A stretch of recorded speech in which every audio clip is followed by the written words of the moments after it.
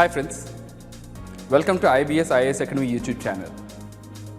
I am Ashok, Assistant Professor at IBS IAS Academy, and I have been training from UPSC aspirants since the past 4 years. In this YouTube channel, we will be covering all the issues important for UPSC Civil Services examination and also for the state public service examinations. Please do like, share, comment and do subscribe to our channel. Thank you. Hi, welcome to IBS IAS Academy. Today we are going to deal about the November 3rd newspaper, The Hindu, and we are going to analyze the newspaper. The very first news we are going to see is Supreme Court stays EC order revoking the star campaigner status of Nath. Right? The Election Commission. So what is this Election Commission? Election Commission is an autonomous constitutional body which will administer the free and fair elections in India. Right? So Election Commission every year during the time of elections will give moral code of conduct. So what are the things that has to be done and how the speeches has to be made and how the speeches should not be made. So all these things will be present in the moral code of conduct. So as per the moral code of conduct, the EC will be issuing the authorities or the people who will be participating in the elections, the MLAs or MPs or whichever the people that may be. So the Election Commission will be giving a set of guidelines that has to be followed during the campaigning period of the elections. Right? Here, the EC has given an order to revoke the star campaigner status for the former Madhya Pradesh Chief Minister Kamal Nath. Right? So, former Chief Minister, Madhya Pradesh Chief Minister Kamal Nath has received an order from the Election Commission saying the star campaigner status has to be removed immediately because it is against the moral code of conduct. So, he filed a case in the Supreme Court. And the Supreme Court has asked the Election Commission who gave you the authority to determine who is the star campaigner or who should not be the star campaigner, saying that it said the Election Commission does not have any power to determine who should be the star campaigner of the political party. Right? So this is the news. And for the examination perspective, you have to know about the moral code of conduct and the functions of the Election Commission. And the next news is Attorney General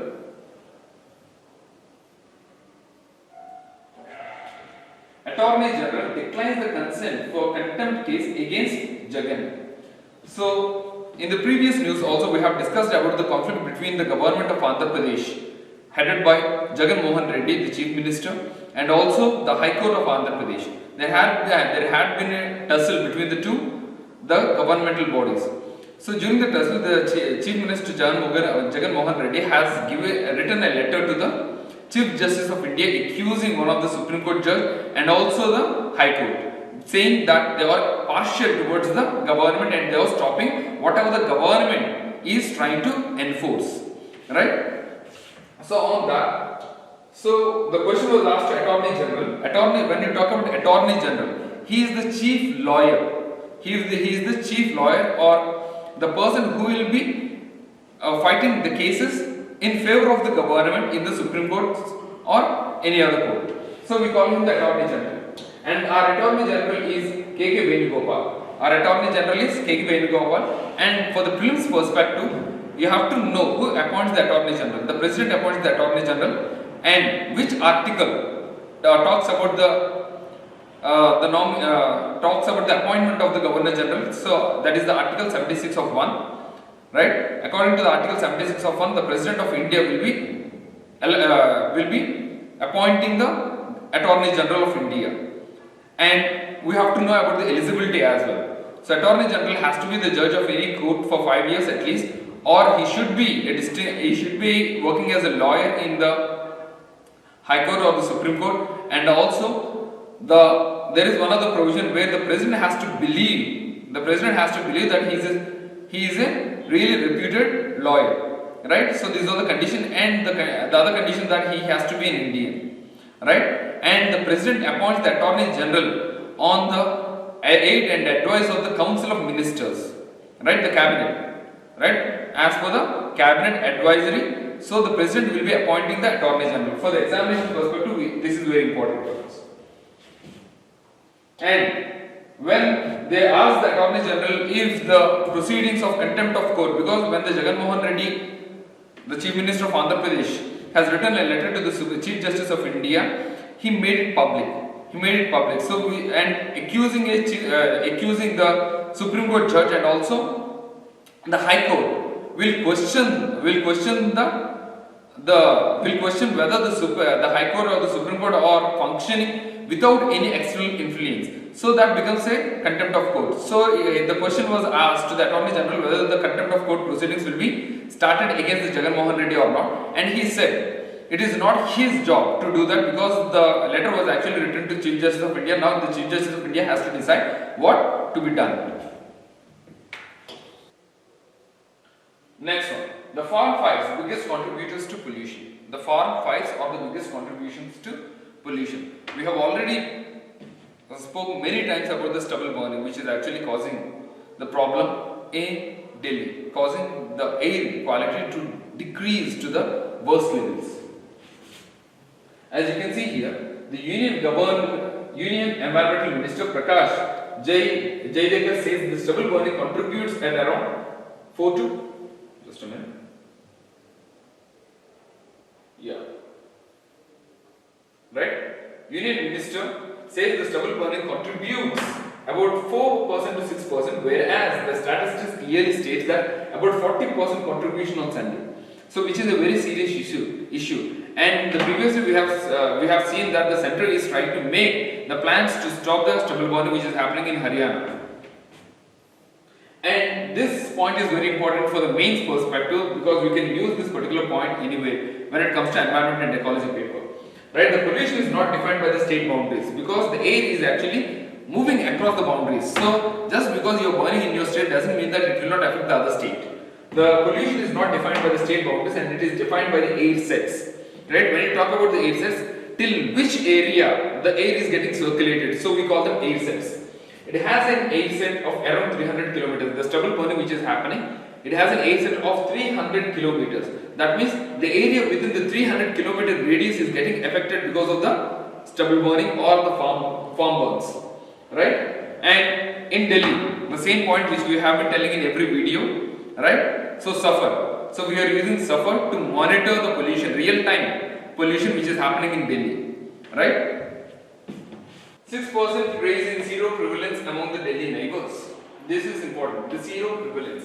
So when you are testing the zero positivity, that means when you talk about the serum, we call it blood. So blood without any platelets or any clotting agents, right? We call it serum, right? We call it serum. There are three categories: the blood, plasma, and serum.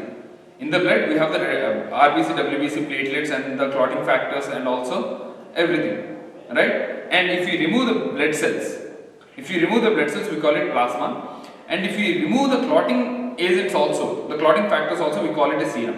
In the serum, there will be antibodies. So when you are testing the serum of the people, that means you are testing the antibodies in the individual. So in the COVID crisis, if you are testing the serum of an individual and if you find the antibody specific to the COVID or SARS-CoV-2, that means they have developed antibodies against the infection, right? So this is about the zero prevalence. So 6% rise has been observed in the zero prevalence among the Delhi neighbors. That means the people are trying to develop the immunity against the pathogen. We call it zero prevalence or zero positivity. Reopening will prevent the washout a year for students, but the pandemic is not past.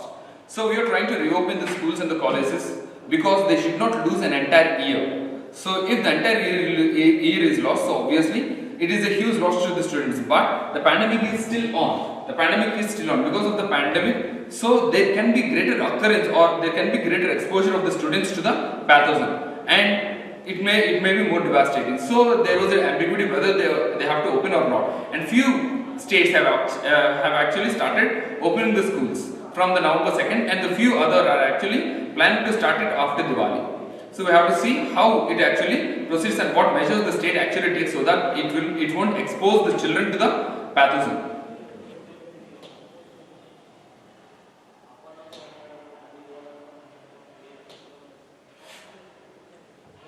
And when we talk about the children, so recent studies have actually stated the children are the super spreaders.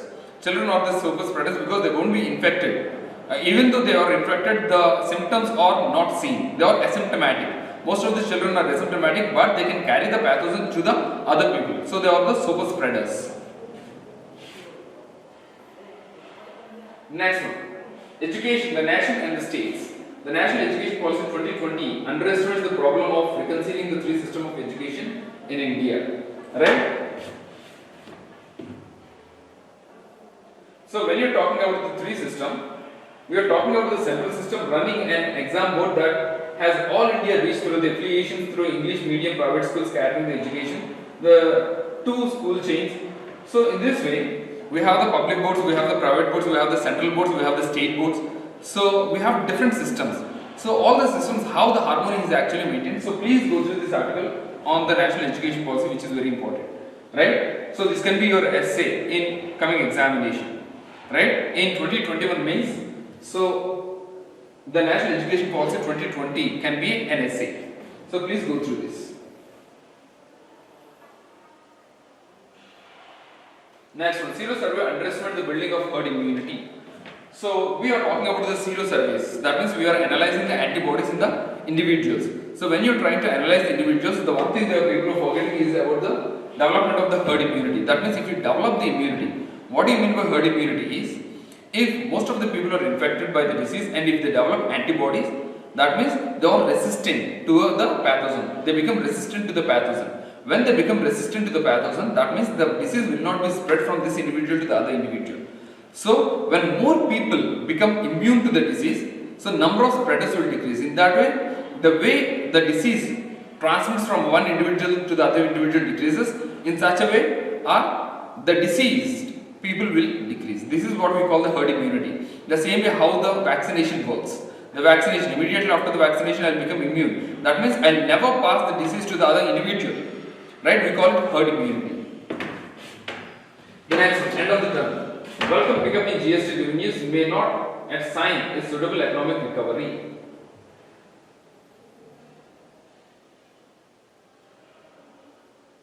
Right? So even though over 1.5 lakh crore has been collected from the goods and service tax in October, the highest monthly revenue from the indirect tax since February. Since February, we have seen the economy has been contained. Immediately after the unlock has actually started, the economy started getting stimulated, and the GST that was actually collected was about 1.5 lakhs. Right? But it is not yet sustainable because most of the losses that have actually happened, most of the MSMEs that were affected adversely. Right? So because of this is not a sustainable economic recovery, and we have to wait till the economy is totally revived. And recently we have been seeing that the growth rate will be around the 8% to 10% after the economic contraction. And reinforcing RBI's accountability, this is very important for the prelims and as well as the mains. So when it comes to the prelims, you have to know what the RBI is for and what are its function and how does it function that way. Right? The main purpose of the RBI is to arrest the inflation. The main purpose of the RBI is to arrest the inflation. Right? That means inflation is the rise of the prices with the preceding time. Right? Rise of the prices of the particular goods. So the price rise has to be decreased. So we call it monetary policy. The way the RBI functions to arrest the inflation, we call the policy as the monetary policy. And we have seen the reinforcing RBI's accountability. When we are talking about reinforcing RBI's accountability, consistently the RBI has failed to arrest the inflation rate. Consistently. And as per the new laws that were actually amended, if it failed to arrest the inflation in 3 consecutive quarters, then it has to file a report why it has failed to arrest the inflation to the center. Right? As you can see here, the inflation as measured by the consumer price index, this is very important. The inflation we have measured by the consumer price index was about 6.7% in Jan-March and 6.6% in the April-June and 6.9% in the July-September and at 5.8 average inflation rate for the October-December 2019 quarter, also within the hair breadth of the upper tolerance limit. So we have the upper tolerance limit and the lower limit. Lower limit was around 2% and the upper tolerance limit was around 6%. And also the average which we have to arrest the inflation is at about 4%. And we did not stop the inflation growth at 4%, but it has extended beyond the upper limit as well. So right, 6.7, 6.6, 6.9. So it has clearly failed to arrest the inflation rate. So the clear accountability has to be maintained. And in such events, when RBI did not arrest the inflation, in such event the RBI is required to send report to the center stating the reasons for the failure to achieve an inflation target and remedial actions to propose to initiate. So what are the remedies that has to be taken, that has to be again put forth, and they have to come into the action so that inflation can be arrested, right? And this particular act was actually enforced by the amendment in 2016, right? It was aimed to ensure the enhanced transparency and accountability of the central bank and are key features to the inflation targeting regime. Inflation targeting regime agreed upon between the RBI and the finance minister, right?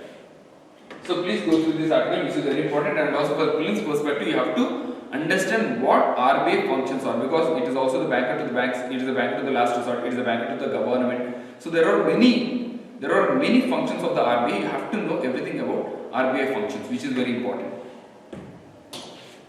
The next one, the nutrition fallout of school closures. Nutrition fallout of school closures. Because the schools has been closed, we have this largest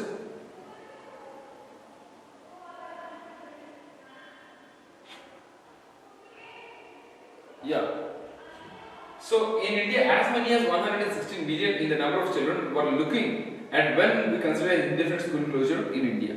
So since we have closed in India, one of the largest school feeding programs, not one of the largest, it is the largest school feeding programs in the world actually.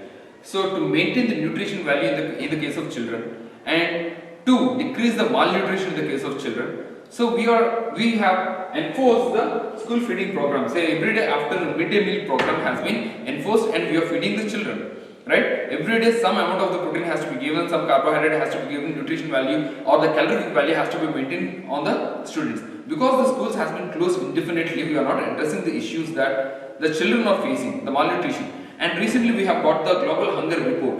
In the global hunger report, India is actually ranking about 94 out of just 107 countries.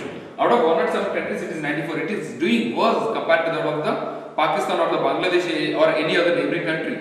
So because of this, we have to look the serious effects of the closure of our schools and all, right? And as for the midday meal program, the India should provide about 450 kilocalories of energy, a minimum of 12 grams of protein, including adequate quantity of micronutrients like iron, folic acid, vitamin A, etc., according to the midday meals. And how do you categorize? How do you categorize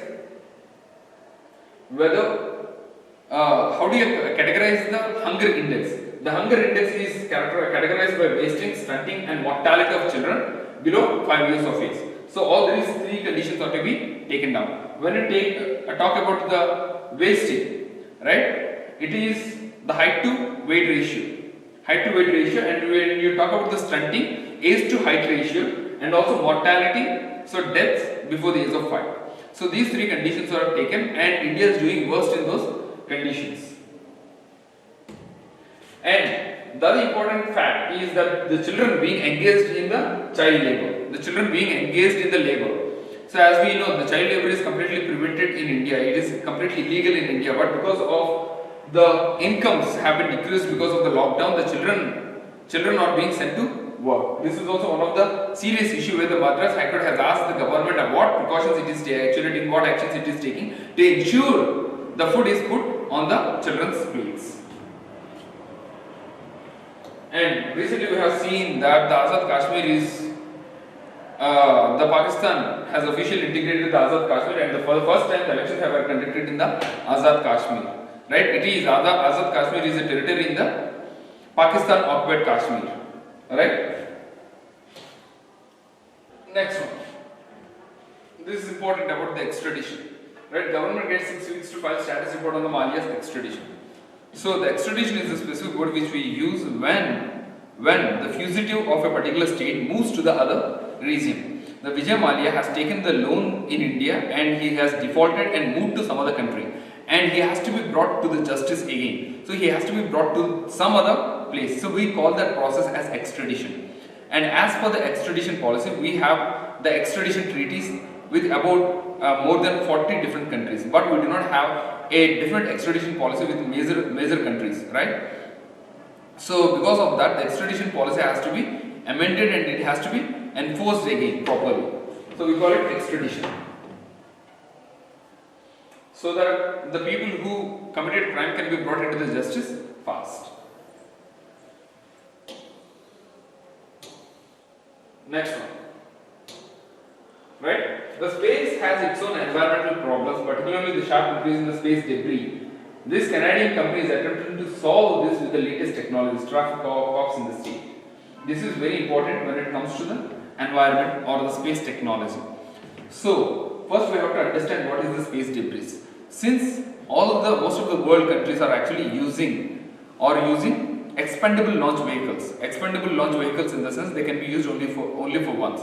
So when they're moving into the space, they are releasing most amount of the particles into the space, and also the satellites which are non-functioning are also roaming around it, and most of the space debris is present in the low Earth orbit. So for the people who will be appearing for the offline and the online classes, so we will be discussing the space technology because it is a really extraordinary concept, right? So to take care of the space debris, there are many techniques actually involved. So the laser method or the Harper method or the India has actually launched the Netra project.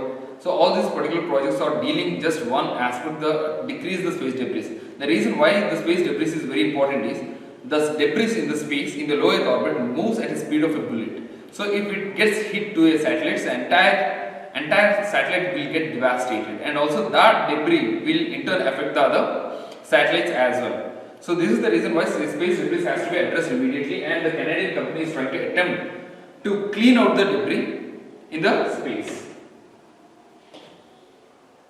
Please go through this article. This is very important for the prelims and as well as the mains.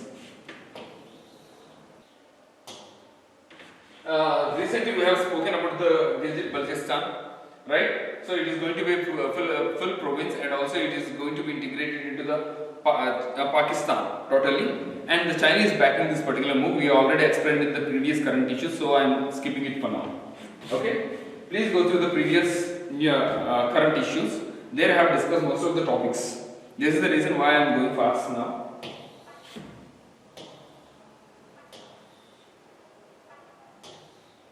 Next one, Edward Snowden, right? The whistleblower Edward Snowden, we have to know about him, right? So the CIA of America is surveilling thousands and thousands of people across the nation, and your mobiles are being monitored, your calls are being monitored.